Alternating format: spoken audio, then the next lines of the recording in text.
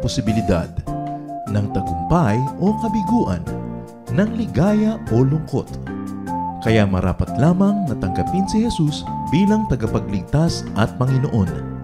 At matapos yun ay panariwain ang katapatan at paglapit sa Kanya bawat araw o day by day.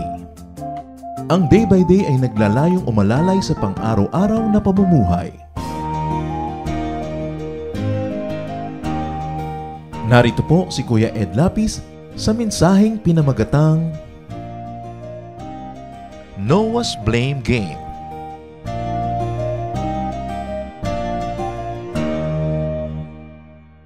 Marami mga tao kung sila po ay nagkakamali, kung sila ay nabibigo, o kung kaya ay humaharap sila sa maraming hirap, o kaya sila ay nalulungkot, ay ugaling manisi ng iba.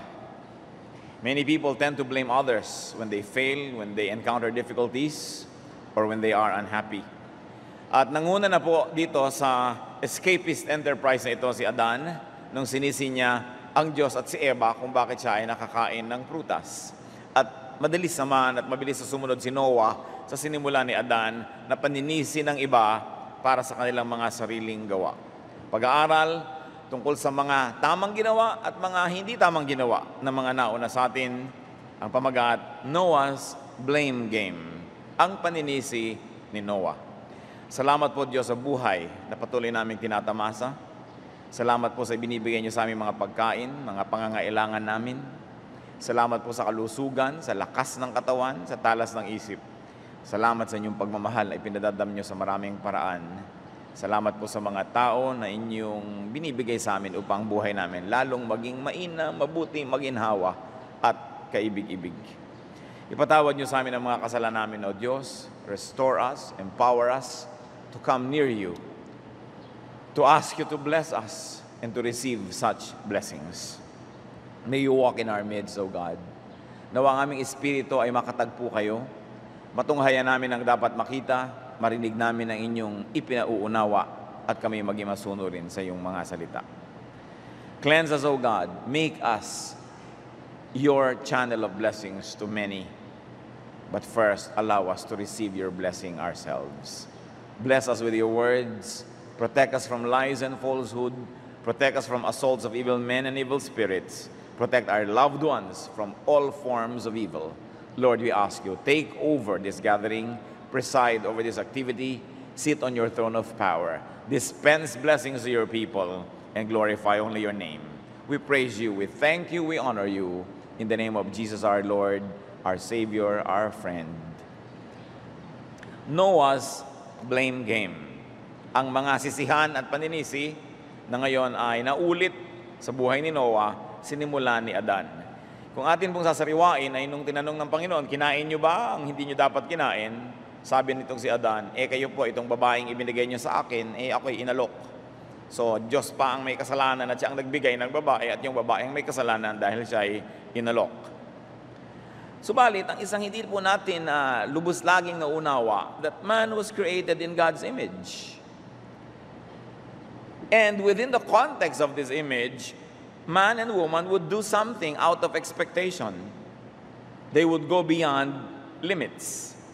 They became aware of their nakedness, as we know the story, and they made attempts to cover their nakedness, and they projected their guilt on someone else. They became casualties of curses.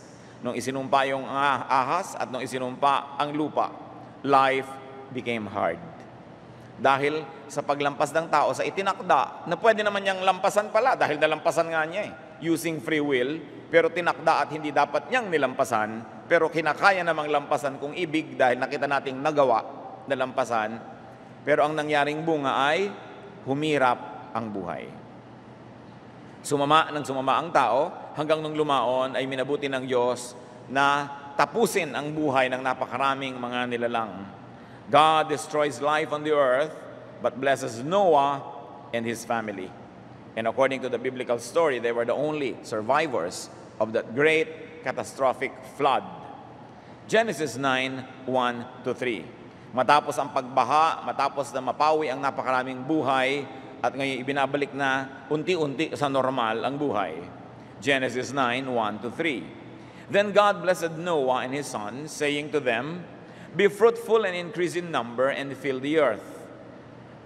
The fear and dread of you will fall upon all the beasts of the earth and all the birds of the air, upon every creature that moves along the ground, and upon all fish of the sea. They are given into your hands. Everything that lives and moves will be food for you. Just as I gave you the green plants, now I give you everything." Matapos bumaba doon sa kanilang sasakyang pangtubig ang pamilyang ito, sila ay pinagpala ng Diyos at binigyan ng mga tagubilin. Noah and his family became Adam and Eve part 2. No? Sinabi rin sila na, "You are blessed, go, multiply, fill the earth." Kasi wala na namang laman ang planeta. Noah and his family became even more than Adam and Eve. Now they would be feared by the beasts, birds, and fishes. Hindi natin alam kung ito ay development o retrogression o progress. Umasenso ba o umatras? Sapagkat dati ay napakaganda ng samahan ng tao at mga hayop at ibang nilalang, ngayon magkakaroon na ng takot ang mga hayop sa tao. Noah and his family even became more than Adam and Eve because now they could eat not only plants but also animals. Dito sa Genesis 9 natin unang nakita yung official na pagbibigay ng Diyos ng permiso na kainin ang mga hayop. Bagamat, alam naman natin na ang inialay nitong si Abel sa Panginoong Diyos ay karne at taba pa nga ng hayop. So bakit sila nag-aalaga ng mga hayop kung hindi nila balak kainin? But here we see the first recorded official permission to eat animals also. And you know what that would cause? Kung dati mong kaibigan yung mga hayop dahil vegetarian ka lang, ngayon kakainin mo na sila, natural, matatakot na sila sa'yo. Napakalaking pagkakawalay ng tao sa ibang mga nilalang ng Diyos itong nangyaring development na ito, kung matatawag nating development. It was a big, big division. Bakit kaya pinayagan ng Diyos na kainin na ng mga tao ang mga hayop? Ang una niyang bilin, pwede niyong kainin lahat ng prutas. No? At ang mga hayop, kainin niyo lahat ng dahon. Ngayon, masasama na yung meat sa kanilang diet. Was God coming to terms with man's nature and appetite? Was God making peace with man's nature, accommodating the other side of humanness, pioneered in by Adam and Eve? At ngayon ay naipasa na sa kanilang mga saling lahi. Was God rewriting the rules of engagement with humans? Na yung sinabing made in God's image had all the potentials of anything and everything. At nakakaya ng tao na gamitin yon upang lumampas, maging sa mga itinakda ng Diyos na hindi dapat lampasan. Remember that Genesis 9:6 says, "In the image of God has God made man." God had been pleased, remember, with meat sacrifice. Nag-alay si Abel ng karne, nag-alay itong kanyang kapatid na si Cain ng gulay, at ang kanyang tinanggap at naging kaibig-ibig sa kanya ay yung karne.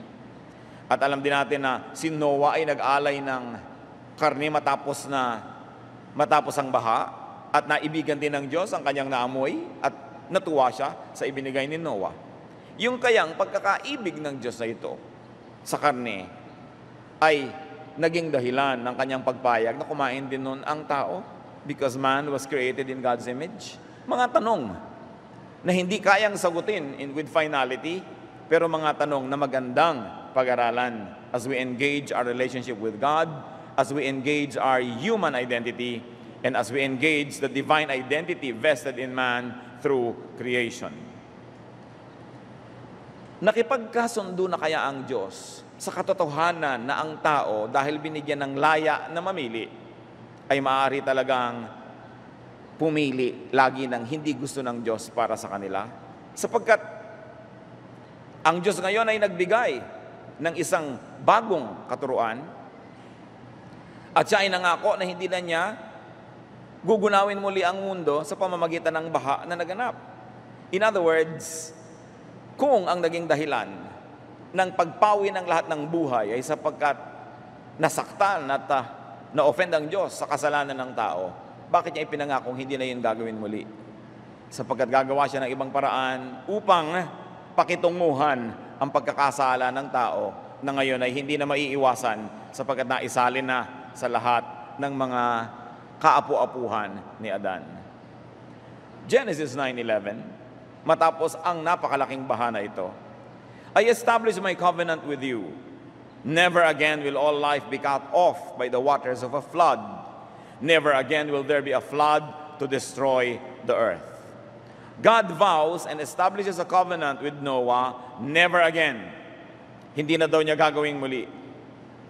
Could it be that God gives a hint of His unhappiness, even His displeasure and sadness over the horrors of the flood, like His unhappiness and pains for having made man? Alam nating nilikha ng Diyos ang tao at sabi niya, it is good. Pero sa Genesis 6:6, the Lord was grieved that He had made man on the earth, and His heart was filled with pain. At ngayon na nakita ng Diyos ang naging bunga ng napakalaking dilubyo na ito ng kamatayan ng napakaraming tao, hayop at halaman, nangako siya kay Noah, di na uulitin yan. Isa kaya itong pahiwatig na muli, hindi na naman nasyahan ng Diyos sa naging bunga ng nangyaring ito. Sapagkat kung kasiyasya, Diyos sabi niya, o sige, every 300 years may baha tayo. Pero ipinangako niyang di na muli. And then God sends off Noah with blessings, with license to kill and eat, and with a covenant. Ano yung covenant? Hindi na natin uulitin ang ganitong uri ng pagsalanta sa mundo. Bakit kaya? Stretch your imagination, brothers and sisters. Kung kayo si Noah at ang kanyang pamilya, tuwing makakakita kayo ng tubig, di ba kayo matotraumatize? Sa dami ng nakita nilang namatay dahil sa tubig, dahil sa baha. At ngayon kung uulan muli, hindi ba matatakot kayo? Naranasan niyo na bang magising na lumilindol? Hindi ba natotraumatize kayo niyan? Konting ugalang, akala niyo lumilindol na? Naranasan niyo na ba na kayo'y nasunugan o sa kapitbahay niyo may sunog? Konting amoy lamang ng apoy o ay natotraumatize kayo at dinenervyos? So ano kaya ang pwede maging effect kila Noah ng tubig? Samantalang nakita nila yung tubig na bumubuhay ay tubig na maaari rin palang pumatay. It would be safe to assume that Noah and his family were shocked and scared. And they would be scared all their lives and they would fear what God could and what God would do when angry. So God gave them an assurance of goodwill.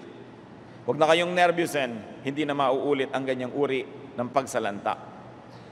Sariwa pa sa kanilang alaala na matapos likhain ng Diyos si Adan at si Eva ay pinalayas sa paraiso.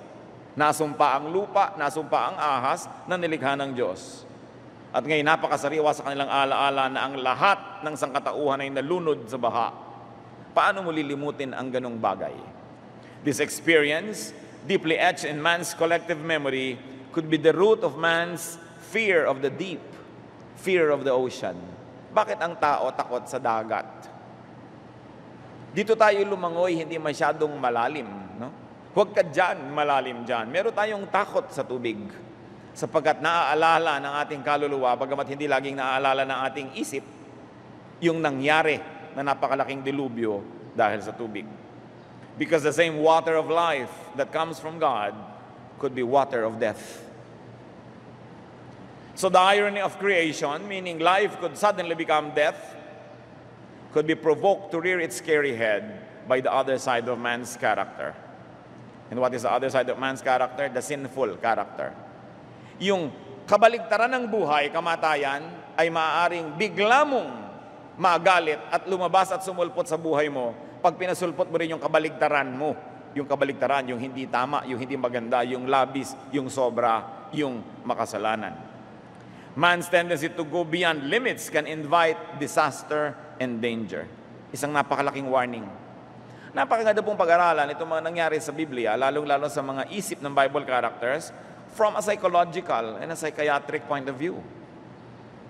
Ano kaya ang naging epekto sa kanila? Anong mga naging fears and phobia nila dahil dito? Genesis 9:12 and 15. And God said, "This is the sign of the covenant I am making between me and you and every living creature with you, a covenant for all generations to come. I have set my rainbow in the clouds, and it will be the sign of the covenant between me and the earth. Whenever I bring clouds over the earth and the rainbow appears in the clouds, I will remember my covenant between me and you and all living creatures of every kind. Never again will the waters become flood to destroy all life." So God reassures Noah that he, meaning God, would never forget his promise, never to do it again. From a scientific point of view, rainbows can be observed whenever there are water drops in the air. And with sunlight shining from behind a person at a low angle, you will see a rainbow. There is no rainbow. It is a projection. It is a separation of colors of the prism of water droplets. But when there are droplets in the atmosphere, and you are facing it, and the sun is behind you, and the sun is low, you will see a rainbow. Kaya nakikita lang yan early morning or afternoons. Hindi pwede sa tanghaling tapat. Was it a mode of assurance for man? More than a reminder for God? Na pagka nakakakita ka na ng rainbow dahil may tubig sa atmosphere, maalala mo, ay, huwag ka matakot, hindi mauulit. Ito yung covenant na ibinigay ng Diyos. Meanwhile, on with the story, really to the heart of our story, Genesis 9:18 to 19. The sons of Noah who came out of the ark were Shem, Ham, and Japheth. Ham was the father of Canaan. Naka-emphasize yun. These were the three sons of Noah, and from them came the people who scattered over the earth. According to biblical claims, all people who scattered around the earth came from these three men. And remember the emphasis on Ham and Canaan. Genesis 9:20 to 21, which is really the heart of the matter. Now, Noah, a man of the soil, proceeded to plant a vineyard. When he drank some of its wine, he became drunk and lay uncovered inside his tent. So matapos nag-normalize ang lahat ng bagay, ay nagbungkal ng lupa itong sila Noah, nagtanim ng ubas, at ginawang alak. Minsan, sobrang nalasing ang Noah, at siya'y natulog sa kanyang tent ng hubot-hubad. Noah was a man of the soil. He got drunk, and he lay naked in his tent. Ba't kaya siya nagkalasing-lasing? Bakit siya naglasing? Bakit siya nahilig sa paglalasing? According to psychologists, there is such a thing as a survivor's guilt. Pag daw kayo pamilya at kayo ay sumakay sa barko at lumubog ang barko at nag-survive ka at yung iba namatay, kahit hindi ka pumatay sa kanila, meron kang guilt for having survived.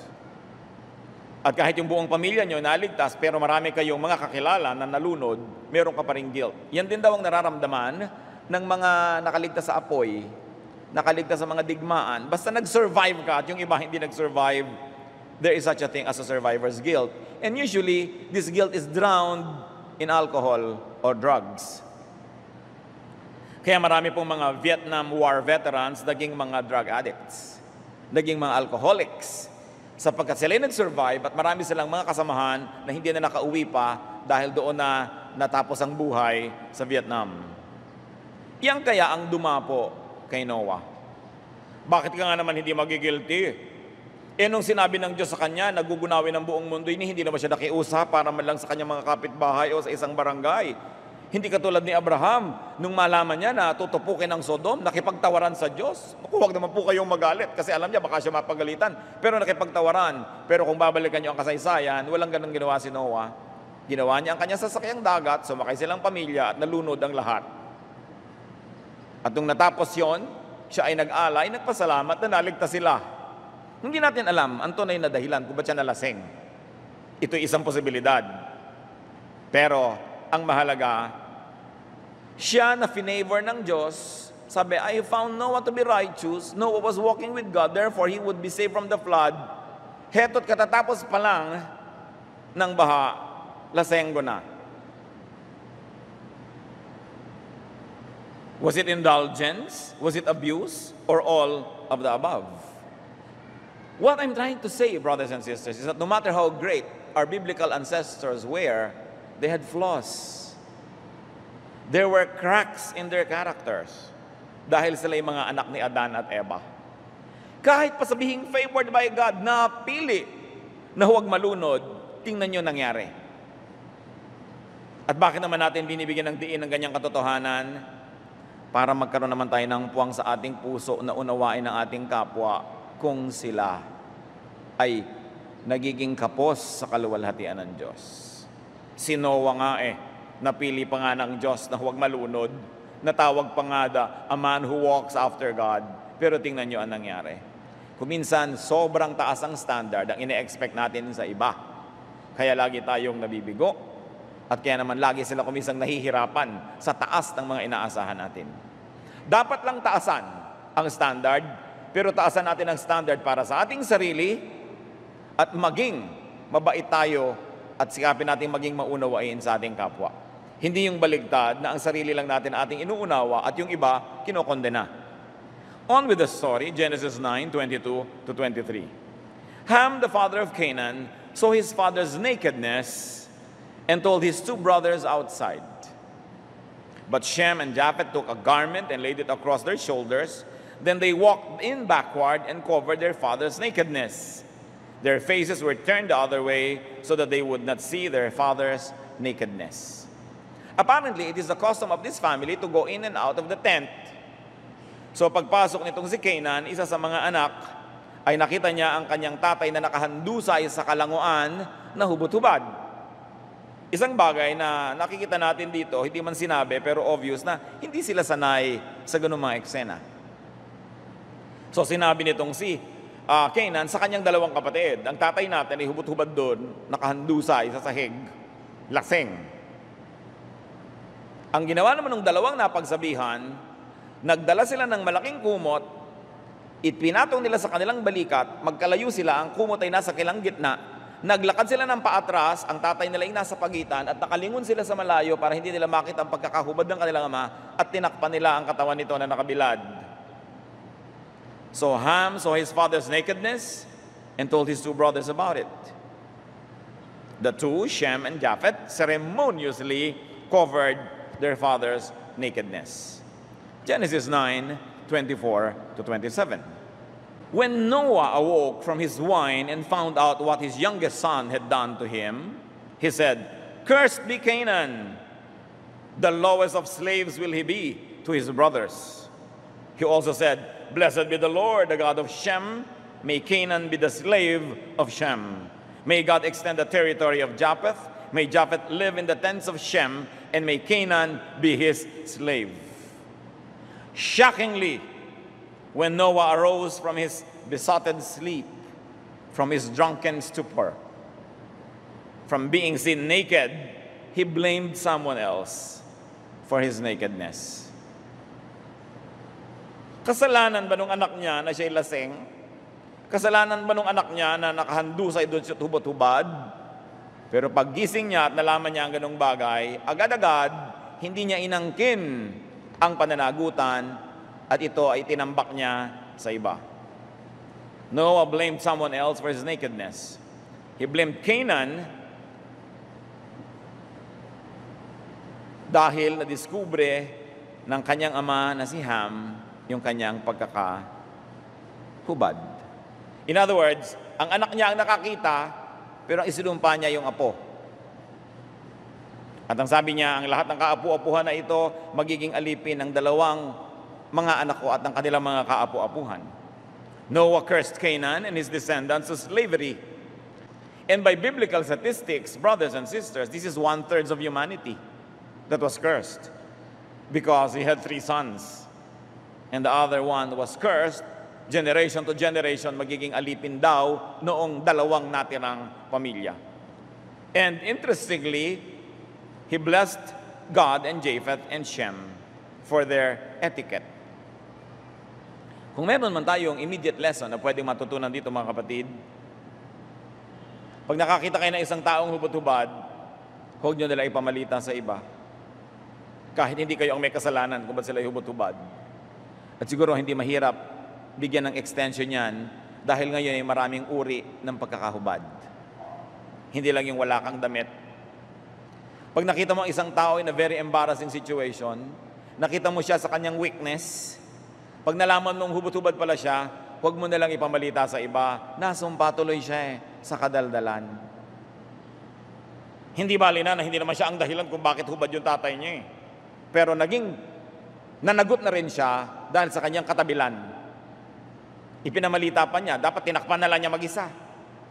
Kung may nalaman kayo na hindi ka nais-nais, hindi magandang bagay, ipanalangin, takpan nyo na lang mag-isa nang hindi lumala at hindi niya ikakalat pa Dahil baka lumipat sa inyo yung sumpa. Kasi nakita nyo yung isinumpa yung daldal. Wala namang mabuting naidulot ang kanya kadaldalan. Di dapat tinakpan na lang niya at nang natapos ang kwento. Pero siya tuloy ang tumanggap ng sumpa. At hindi lang siya, maging ang kanyang anak at mga kaapu-apuhan. Huwag maging broadcaster ng pagkakahubad ng iba. Asikasuhin mo na hindi ka hubad, yun ang asikasuhin mo. Huwag maging taga-buko ng kapwa. Meron po mga tao mahilig manghiya. Oras na may nalaman sila na pwede nila ikaw pilipitin at ipahiya, lagot ka. At nakita natin sa kwento sa Biblia na ito na hindi naman napagpala yung ganong uri ng behavior. Bagamat, hindi mo naman dapat siyempre konsintihin ang pagkakahubot, pagkakalasing ng kapwa, pero hindi mo na rin dapat ipamalita pa. Gumawa ka na lang ng magagawa mo tulad ng ginawa ng dalawa, tinakpan nila. At hindi na nila tiningnan o tinitigan ang pagkakahubad na ito, iniwas nila ang kanilang paningin at sila ay dahan-dahang nagtakip ni hindi nila ginising yung natutulog. Nung nagising tuloy, sila ay binless at sinong sinumpa yung nagdaldal. Isang dapat nating pansinin dito is man's fear of nakedness. Nilikha naman si Adan at si Eva na walang damit. Walang issue. Pero nung sila ay kumain ng ipinagbabawal, nabukas ang kanilang isip sa mali siya ng kanilang pagkakahubad. At anong kanilang unang ginawa? Sinikap nilang takpan ito. May parallelism po si Adan at si Noah. Si Adan ate the fruit, which was an abuse because he was already able to eat everything else except that, kinain pa rin yun. Now, of course, ito na namang si Noah was abusive. May mga pagkain din naman, dinagdagan pa nga ng karne, lumabis na laseng. Hindi naman siya pinagbawalang uminom ng katas ng ubas, kaya lang lumabis na laseng. Ang naging bunga ng pagkain ni Adan ng pagkain ito na pinagbabawal ay siya nabukas ang isip sa mali siya at natingnan niya na sila ay hubad at ikinahiya niya yon. Ganon din ang nangyari kay Noah. Sa kanyang pag-abuso siya ay nahubaran. Nakita niyo ba yung poetic parallelism niyan? And Adam and Eve became worried about their nakedness, about being seen naked, kaya naglagay sila ng mga takip-takip ng mga dahon-dahon sa kanilang katawan at nung tumating ang Diyos, sila ay nagtago, ayaw nilang makita. Ganon din ang nangyari kay Noah. Ayaw niyang makita siya to the point na isinumpa niya yung nakakita na siya ay hubad. At tulad ng pagtatakip ni Adan at ni Eva, tinakpan naman siya ng dalawang anak niya. Very, very parallel.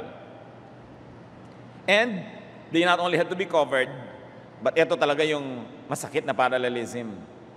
Sinisi ni Adan ang Diyos at si Eva. Sinisi ni Noah yung anak niyang nakakita sa kanya. At bagamat si Adan ang tunay na gumawa ng kasalanan at sinisi niya si Eva at sinisi ni Eva yung ahas, hindi naman isinumpa ng Diyos si Adan at si Eva, ang isinumpa yung ahas at yung lupa. So ang nakakita naman sa pagkakahubad niya yung kanyang anak, pero hindi yung anak niya ang kanya isinumpa, kundi yung apo, tumalon. Ganun na ganun yung pattern. Tumalon yung sumpa, lumipat sa iba. Adam's story talaga, part 2. Ano pang dapat nating isipin sa masalimuot na kwento? Alam niyo po kasi kung minsan ang tendency ng pagkukwento nito mga Genesis stories, very simplistic, parang cartoon, Hollywood, everything is nice and beautiful. Hindi yun ang katotohanan. Pag atin talagang sinuri ang mga detalye ng kwentong ito, masalimuot, very complex. Wala kang pwedeng sabihin agad na very bad ito, very good yun. Because everybody had a complex character and they were reacting to very complex situations in their lives. Bakit ba binura ng Diyos ang mundo? Dahil sa kasalanan, na-offend siya. Pero hindi naman nabura ng flood ang tendency ng tao na lumampas sa itinakda at magkasala. Dahil si Noah pa lang, first generation pa lang, tulad ni Adan, first generation from creation, nagkasala. Si Noah, first generation from recreation and replenishment of the planet, ayun, nagiglasengo na. Naulit. Noah, who was favored, now also played favorites. Binunto na niya ang isang anak at pinagpala ang dalawa. Anong malungkot dito? From his drunkenness, Noah curses his own son. Noah curses 1/3 of all his descendants. And ito pa yung sadder. Sad yun, ito yung sadder. For centuries, even Christians would horribly practice and justify slavery of black people. You know why? Because the black peoples of Africa are believed to be the descendants of Ham and Canaan. Kaya kung kayo nag-aaral ng kasaysayan, makakakita kayo ng mga Kristiyano, halimbawa sa West, maging sa Amerika, nagsisimba, napaka-istrikto ng mga doktrina, pero may mga alipin sila, mga slaves and Negroes. And those people were being sold like cattle. No? Sapagkat ang naging justification nila, dapat lang sila maging slave kasi mga descendants sila ni Ham, isinumpa naman ni Noah ang mga descendants niya. But there is one thing here that must be studied, that the Bible, that God was silent if He approved or disapproved Noah's behavior. It was just reported as having done by Noah, that nowhere did God say that was the good thing to do to curse your descendants. And we must note the danger when Bible readers interpret all the actions of the so-called biblical heroes as authoritative, as prescriptive and directive, as normative. Biblical examples are authoritative only when they are followed by a command. Hindi ko mo ginawa ni Adan, ginawa ni Noah, ginawa ni Moses, ginawa ni Joseph, ginawa ni Solomon, ginawa ni Paul, ginawa ni Peter, ni Numan, ay dapat nang tularan ng lahat. Sapagkat sila yung mga tao na may mga ginagawa ring hindi tama. Napakalinaw sa Biblia, sabi nga ni Paul, lahat ng gusto kong gawing mabuti, kabaligtaran ang nagagawa ko. Kung may makasalanan dyan, ako na ang pinakamalala, sabi niya. Nakita natin ang mga pagkukulang at mga kahinaan ni Pedro. Nakita natin ang mga pagkukulang ni Abraham, ni Solomon, ni David. So hindi ko mo ginawa ng mga biblical character na yan ay modelo na at huwaran para sa ating lahat na kopyahin. At naging excuse ng iba ang pagsusumpa ng anak. Kaya ngayon din yung mga ibang magulang, isusumpa ang anak, gumapang kang parang ahas. Mabuti pa nga si Noah, sabi lang, slave lang. Ginawa mo pang ahas. Yung sumpa nung first Adam and Eve nalipat. Dahil yung serpent, sabi, gagapang ka parang ahas. Pinagsama ang sumpa ni Noah at saka doon sa ahas. Mas malupit pa yung mga ibang magulang ngayon. Gandang pag-aralan ng mga karakter na ito, pero dapat mag-mature tayo to a level na hindi na sobrang cardboard character sila, na two-dimensional characters, length and width lang. Meron silang depth, and you must study these characters as three-dimensional characters.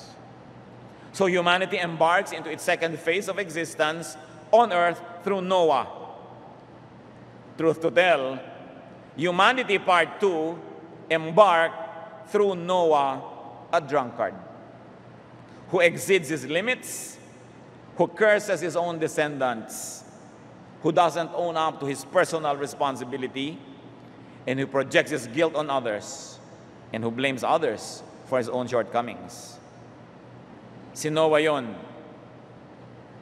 Anong malungkot? Maraming Noah ngayon, mga kapatid. Mga tatay na kung ano man yung guilt, kung ano man yung loneliness, kung ano man yung kabiguan, dinadaan sa alak, at pagkatapos ang mga anak ang binubuntunan ng lahat ng kasamaan.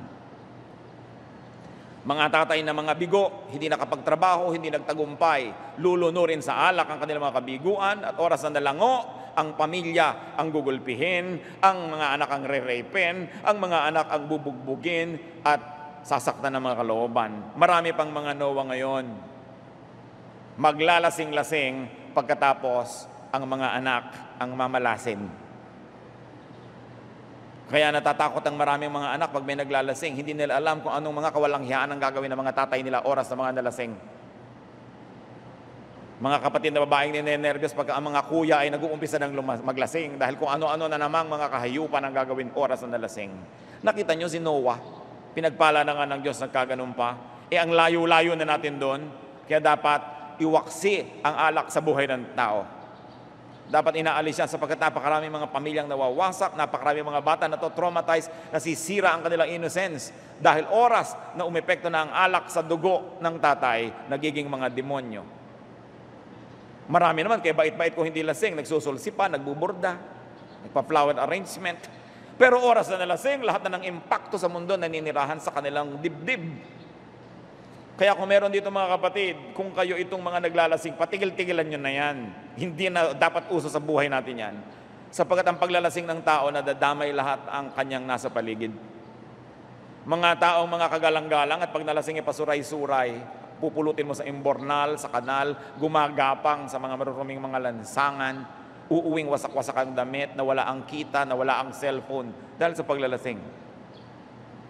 Ang pobreng asawa naglilinis ng suka. Kawawa ang mga pamilya ng lasengo. Yan ay dapat alisin ng tao sa kanyang buhay, hindi nakabubuti. At itong si Noah, mga kapatid, ang ninuno daw nating lahat. Anong ibig sabihin nun? Nananalaytay sa ating mga ugat ang dugong ito. Ibig sabihin lang, kung nakita mo sa iyong kapwa, lawakan mong pangunawa mo, apo siya ni Noah. Pero kung nakikita mo sa iyong sarili, sa mong hindi dapat ganito. Ano po ang aking idinidiin dito, mga kapatid? Maging stricto tayo sa ating sarili. That is the safer thing to do. At maging mas maunawain sa kapwa. Dahil yun lang ang paraan. Kita nyo kung paano inunawa ng Diyos ang tao? Dahil matapos niyang lipulin, sinabi na rin niyang, hindi ko na ulitin. Sige na, pagtsatsagaan ko na kayo, hindi ko na kayo lulunurin. At anong ginawa ng Diyos? At anong ginawa ng tao? Elaborate rituals on offering, repentance, on asking God for forgiveness was developed. Sapagkat minabuti ng Diyos na ang magiging trato niya sa tao pag nagkakamali ay patatawarin. Kaya lalo ang atin pong pananalig, ang Christianity, ang pinakasentro nito is offering. Jesus was offered for the forgiveness of sins. Ano na ang attitude ng Diyos sa pagkakasala ng tao? Forgiveness. Ano ang attitude ng tao sa kanyang pagkakasala? Repentance. Sapagkat kinilala na ng langit na ang tao talaga ay kulang. Noon pa man, unang-una pa lang, Adan na kulang. Noah pa lang, kulang. Kaya kalupitan na paghanapan natin ng ating kapwa ng perfection. Anong natira para sa atin? To forgive. Lalo't mahal nyo sa buhay, forgive. At para sa ating sariling nagkakamali, seek repentance, seek renewal, seek God's power to be better and to grow from glory to glory. But never at once forget, and never forget even a moment na anak ka ni Noah, anak ka ni Adan. Kahit tayo rin ay anak ng Diyos. May potential tayo maging maka-Diyos talaga, pero may potential din tayo na umiral yung isang likas sa tao. Habang hindi natin ito tinatanggap, hindi natin matatanggap ang ating mga sarili. Hindi rin natin matatanggap ang ating mga kapwa. At ang mangyayari sa buong buhay natin, lagi lang tayong mag-e-expect, mabibigo, masasaktan, magagalit, paulit-ulit, walang katapusan. God remembers that we are the children of Adam. God remembers that we are the children of Noah. Although God also remembers that we are His children. Pero tatandaan natin na ang katangian ng Diyos at katangian ng lupa ay nagsama sa tao. Paano mo matatanggap ang mahal mo sa buhay? Ang asawa mo, ang anak mo, yung nagkakamali na lang, wala ka nang gagawin kundi isumpa, makipagkahiwalay ka. Kahit ka pa makipaghiwalay ng makipaghiwalay. Kita niyo ang ginawa ng Diyos, nakipaghiwalay sa tao, pinatay lahat, isa na lang natira. Ito pa lang, ilang saglit pa lang lumilipas, lasing na. So makikipaghiwalay sa uli doon? Kaya sinabi na nga ng Diyos, hindi ko na kayo papatulan. Hindi ko na kayo lulunurin pa. Patatawarin ko na lang nga kayo, o mag-offering kayo, mag-repent kayo para malaman nyo naman na mali ang ginagawa nyo at matanim sa isip nyo kung ano yung mali, anong tama. Pero pag-ibig ang paiiralin ko, pagpapatawad sa pamamagitan natin Panginoong Yesus. Sapagkat sa karunungan ng Diyos ay natanto niya rin na hindi mahahanapan ng tao ng perfection.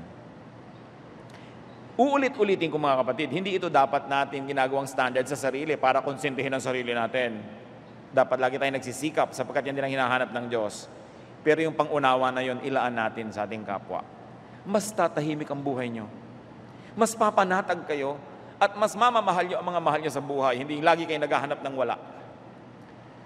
God came to terms with this unpleasant reality, man's tendency to sin, and vowed never again to meet such human frailty with violence, with genocide, with a universal flood, and widespread destruction.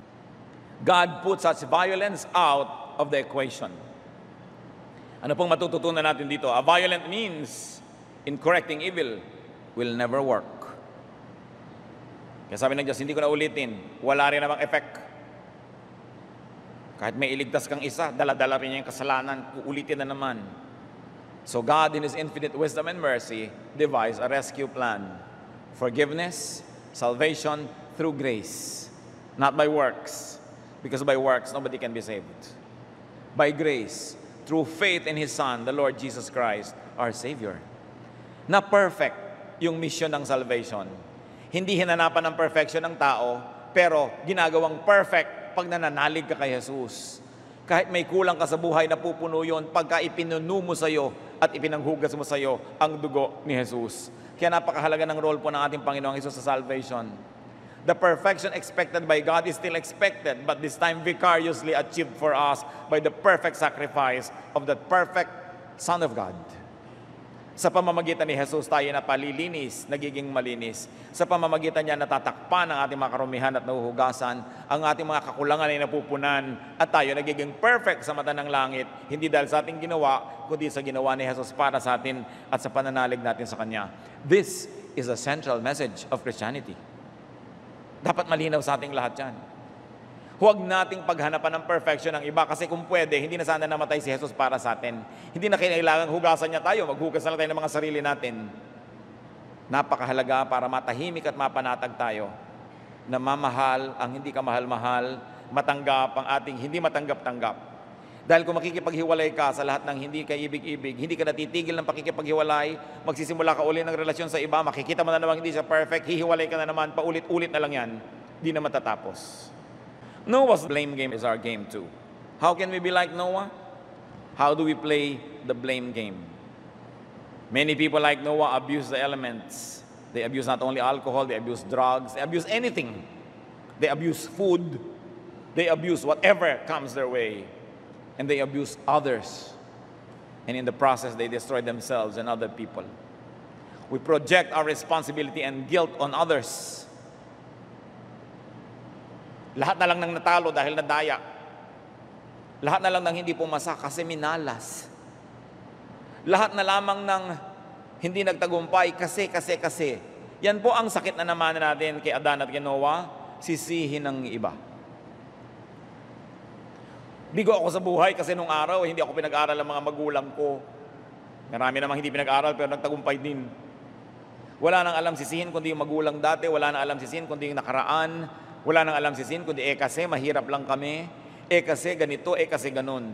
Maaaring may katotohanan yung mga bahagi ng paninisi natin sa iba, pero hanggat hindi natin tinitingnan natin sarili at hindi natin inaako ang mga sarili natin mga pananagutan, hindi talaga malulutas ang ating mga suliranin. Bakit pagka nagagalit ka sa mundo is pusang nananahimik ang sisipain mo? O kaya ay basurahan o lata? Anong kinalaman nun? Projection. Maraming mga kabiguan ina-assign natin sa ating kapwa. Pero pag hinarap natin yon, inako natin ang mga talagang tunay natin mga pananagutan, inihingi ng tawad sa Diyos sa mga kasalanan, at sa tulong ng Diyos ginawa natin kung ano ang dapat at mabuti. Hindi na magpapaulit-ulit ang mga problema natin at uusad ang buhay natin sa pag-asenso. Who or what do you blame instead of yourself? May hindi mapopromote, ang sisisihin yung manager. Ang sisisihin yung kapwa-empleyadong na-promote, hindi tingnan ng sariling pananagutan. May hindi nabibigyan ng increase, ang sisisihin, unfair ang mundo, unfair ang administration, hindi tingnan ang kanyang mga absences, ang kanyang mga lates, ang kanyang mga kapabayaan. Merong mga iiwan ng asawa, ang sisisihin lang, kasi yung kumari ko, masyadong alembong, inagaw ang asawa ko, hindi niya tiningnan ang kanyang sariling pananagutan, baka siya nagger, baka siya tamad, baka siya hindi kaakit-akit o kaibig-ibig. Pagamat, may kasalanan din yung nang-agaw, may kasalanan yung naagaw. Pero sila lang bang bukod tangi may kasalanan sa mundo? Wala ka bang pananagutan dyan ni konti? Sisisihin natin yung mga eskwelahan, ba't ganito yung mga anak natin? Sisisihin mo yung teacher. Samantalang tayo mga magulang na may pananagutan din sa kanyang mga bagay. Sisisihin mo, mataas kasi ang sugar ko kaya nasigawan kita. Di ba? Sisisihin, mataas ang presyon ko ngayon, kaya pasensya na kayo. Nagme-menopause kasi ako, kaya ako masungit. Ang lahat na sinisi. Adolescent kasi ako, teenager kasi ako, kabataan talaga ako, kaya ako irresponsable. Kung ano-ano sinisisi, blood pressure, blood chemistry, environment. Kasi maraming pollen ngayon, kasi polluted ang air ngayon, kasi may baha, kasi may ganun. Kung sino-sino sinisi, pero sabihin, kasi pabaya ako. Kasi irresponsable ako. Kasi meron akong pananagutan. Natidinig ba natin sa mga sarili natin yan, mga kapatid? Napakadaling makita. Ba't naman ginawa ni Noah yun? Ba't naman niya sinumpa-sumpa yung tao? Pero tayo ganun din. Nanunumpa din tayo ng kapwa. Kasi ayaw nating akuin ang pananagutan, mas masarap ipasa sa iba. Kuminsan pa nga, kasi may aswang, kasi may masamang espiritu. Alam niyo, ang sobrang laging nasisisi, si Satanas. Hindi naman laging siyang may gawa niyan. Sobrang naman kayo special para focus ang kayo niyan. Dami-daming tao. No? Lagi na lang si Satanas ang may kasalanan. Ang daling scapegoat yan eh. Sisihin ng gobyerno kung ba't ka mahirap. No? Sisihin ng World Bank. Sisihin si Mother Lily. Ang dami-daming sinisisi ng tao, pero dapat tingnan natin sarili. And how do you pass on your sufferings to others? Maraming mga magulang bigo. So anong ginagawa nila? Yung mga anak nila talagang tinotorture. Napapasa yung kanilang mga pagdurusa sa susunod na saling lahi. Na dapat sana'y wakasan na nila sa kanilang henerasyon. Huwag nang palipatin sa susunod pa. Alam nyo, bawat pamilya may mga masasamang ugali. Kung na-identify nyo na kung anong masamang ugali ng pamilya nyo, tapusin nyo na sa inyong generation, huwag nang ipasa sa next. Huwag nang ipamana pa. Kaya nagkakaroon ng mga generational sins.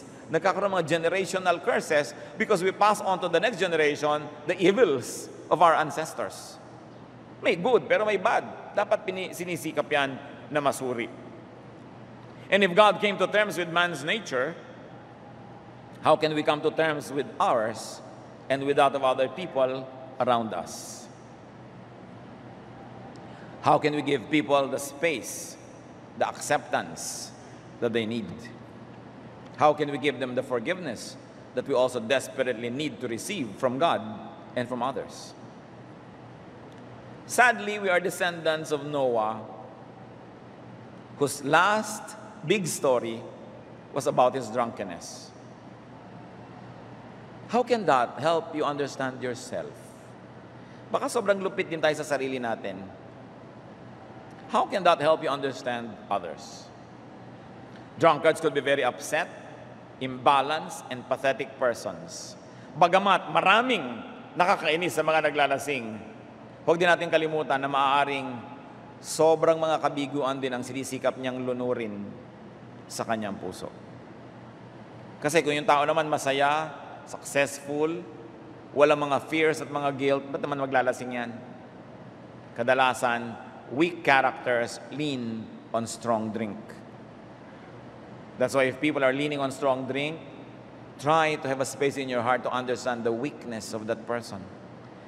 Ano kaya ang gusto niyang sabihin na hindi niya man lang maipahiwatig hanggat di siya lasing? Alam niyo, ang mga duwag kailangan maglasing para magsalita. Ngayon, kung hindi kayo duwag, nakakapagsalita kayo ng hindi lasing, sikapin niyo rin unawaan yung hindi kaya magsalita, kung hindi nalalasing. Baka sa buong buhay niya, hindi siya binigyan ng encouragement to speak up, to speak his mind up.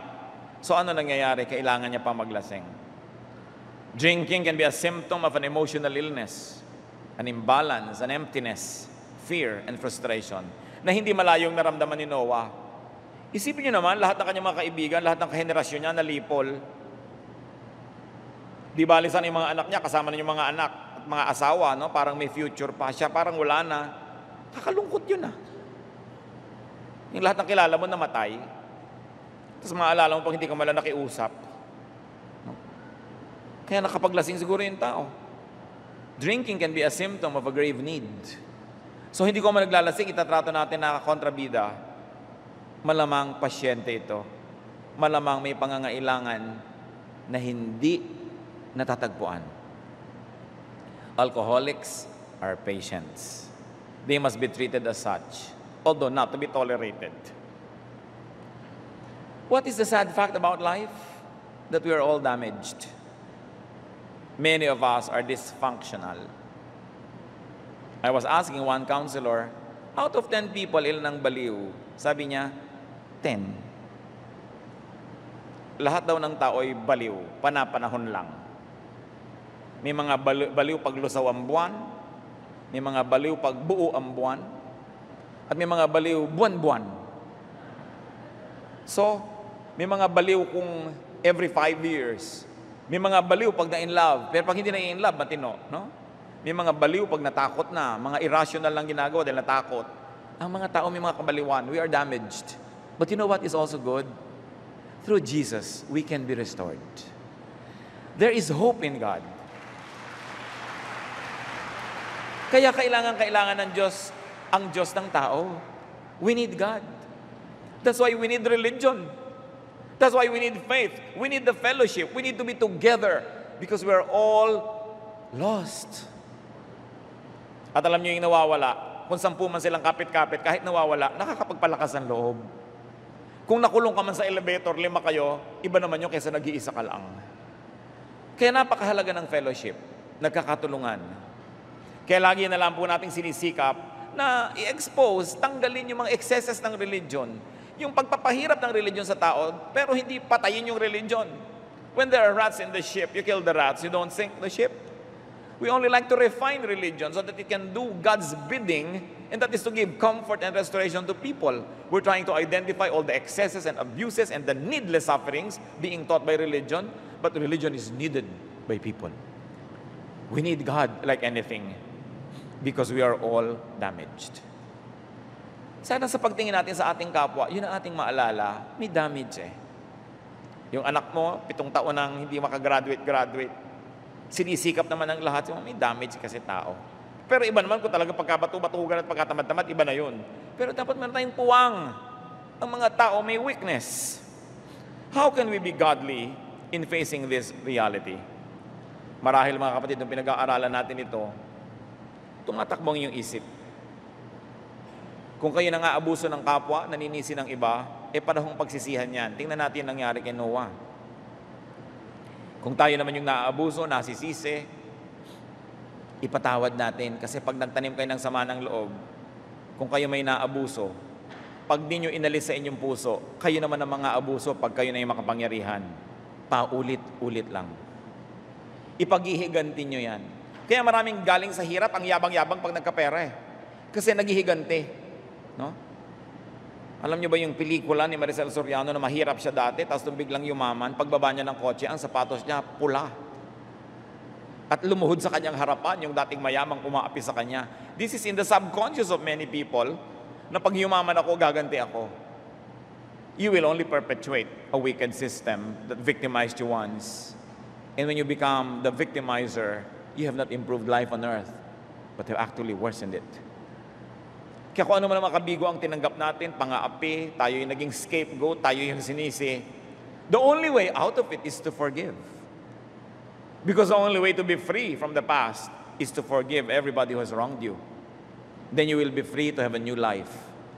But you are a prisoner of everybody that you have not forgiven.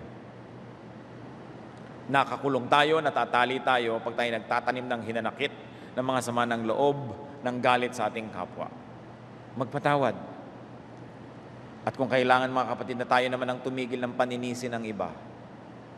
Hindi kasi ako masarap magluto kasi wala namang kwenta yung asawa ko. Diba? Bakit di nyo galingan yung luto? Baka ma-inspire siyang magkaroon ng kwenta. Nawawala na pala kayo ng kwenta sa kanya, tapos yung lutuan nyo pa, walang kakwenta-kwenta, paikot-ikot, wala kayo ng kakwenta-kwentang dalawa. So ang masamang influensya sa isa, pababa kayo ng pababa. Sabi niya, wala namang kwenta siya magluto. Hindi ko na lang kukwentahan ng pag-entrega. Sabi naman, lumiliit ang entrega. Hindi na lang ko lalo magluluto. Lalo nang wala nangyari sa buhay nyo. Dapat baligtarin. Kung may tendency bumaba, kayong unang gumawa ng pataas, ma-inspire siyang itaas din yung ginagawa niya, pataasan kayo. Sabi, outdo one another in doing good. Hindi outdo one another in doing evil. Aming Diyos, kami po ipakasiya sa atin nyo. Ano ba ang kwenta sa amin ng kwentong ito? Ano bang pwede namin mapag-aralan dito? Magbulay-bulay tayo mga kapatid. Lubusin ang pagpapala ng Diyos. Humingi tayo sa Diyos ng mga katuroang personal.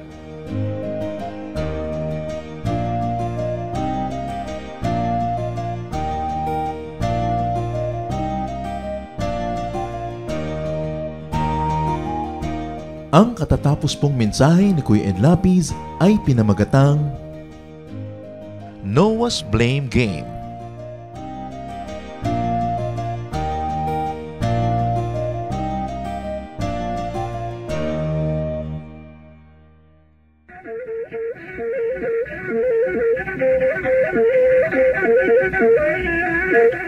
Mayaman sa hiyas ang ating bayan, at isa sa hiyas na yan ang musika. Napakaraming nalilikhang tunog ng mga Pilipino mula sa iba't ibang instrumento. Narito ang palendag, instrumentong pangmusika ng mga Maguindanao sa Cotabato.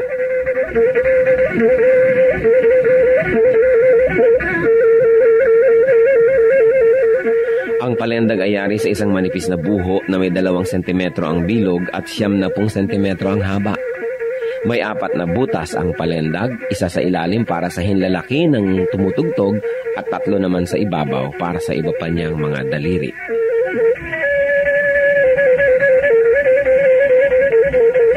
Inukaan ang isang dulo ng buho upang lumapat ito sa labi ng manunugtog habang siya'y umiihip. Sa kabilang dulo naman ng palendag ay may isa ring malaking uka kung saan nagtatapos ang instrumento.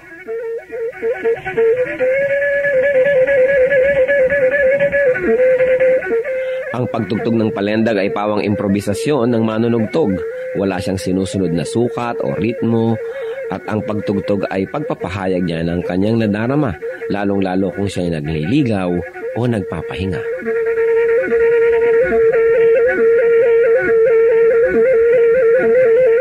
Ang musika ay wika ng kaluluwa. Ang ating musika ay marapat lamang na pag-aralan, kilalanin, at tugtugin sa karangalan ng Panginoong Hesus. Ang palendag ng Maguindanao sa Cotabato.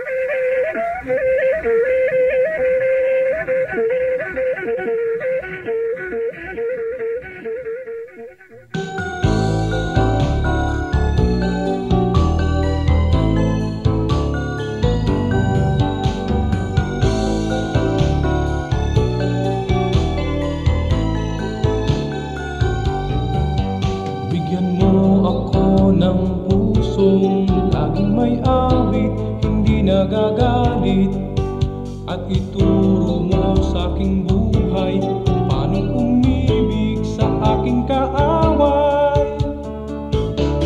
Kahinahunan, kahinahunan, kahinahunan yung ibigay. Kahinahunan, kahinahunan, bunga ng espiritong buhay. Kahinahunan, kahinahunan, kahinahunan yung ibigay. Kahinahunan, kahinahunan, bunga ng espiritong buhay. Bigyan mo ako ng pusong napaaawat, nagpapatawad, upang di ako mapaaway. Hinahon ng puso'y aking kaagapay. Kahinahunan, kahinahunan, kahinahunan yung ibigay. Kahinahunan, kahinahunan, bunga ng espiritong buhay. Kahinahunan, kahinahunan, kahinahunan yung ibigay. Kahinahunan, kahinahunan, bunga ng espiritong buhay.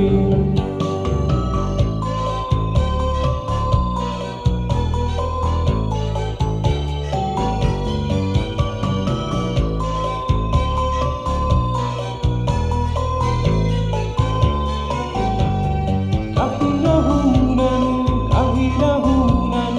kahinahunan yung ibigay. Kahinahunan, kahinahunan, bunga ng espiritong buhay. Kahinahunan, kahinahunan, kahinahunan yung ibigay. Kahinahunan, kahinahunan, bunga ng espiritong buhay. Kahinahunan, kahinahunan, kahinahunan yung ibigay. Kahinahunan, kahinahunan, bunga ng espiritong buhay. Bunga ng espiritong buhay.